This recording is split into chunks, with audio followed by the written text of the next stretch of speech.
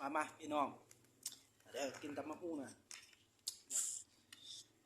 อู้จัดหนักจัดเต็มมากินกับข้าวเหนียวเอาเลย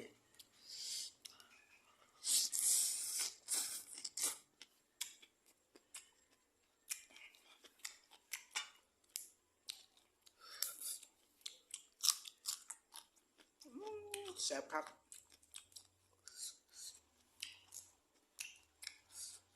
เกลืออ่อน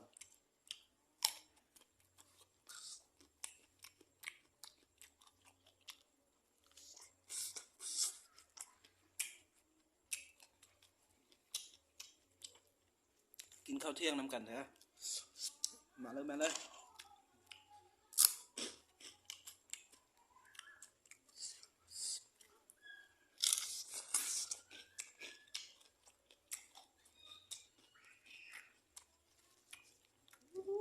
ครับเฮ็ดดีพี่น้อง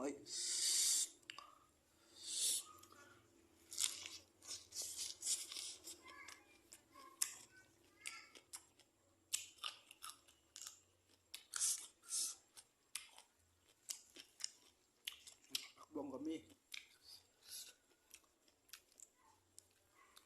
บะหมี่ผักกระถินนะพี่น้องจัดรส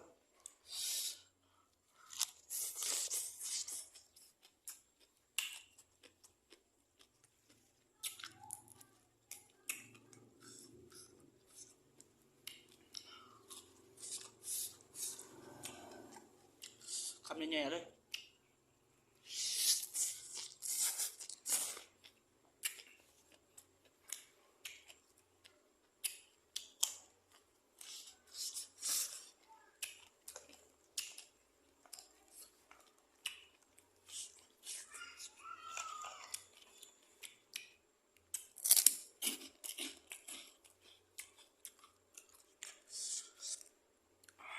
โอ้ยเผ็ด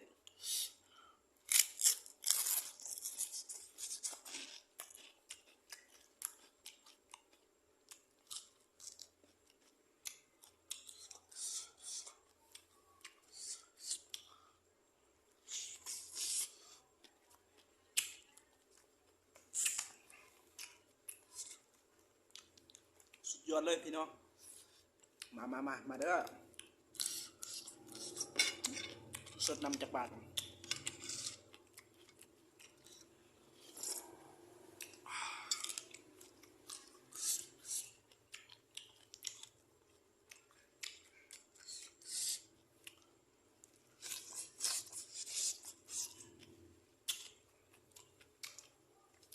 บรรยากาศยามเที่ยงเนาะ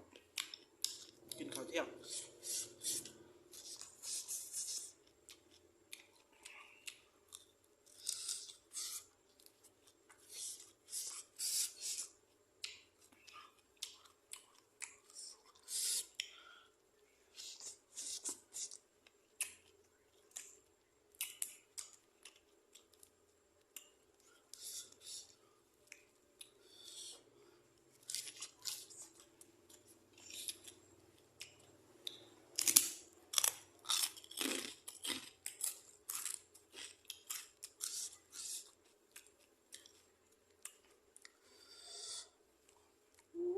พนา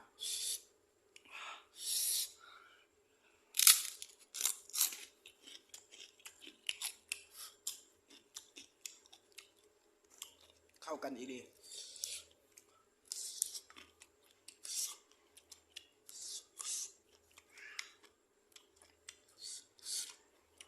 ขออนุญาตเลยเด้อ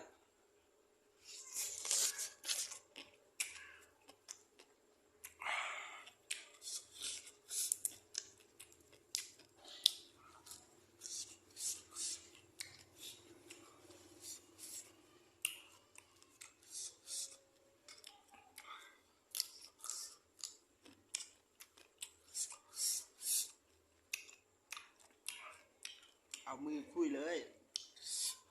จังแซ่บ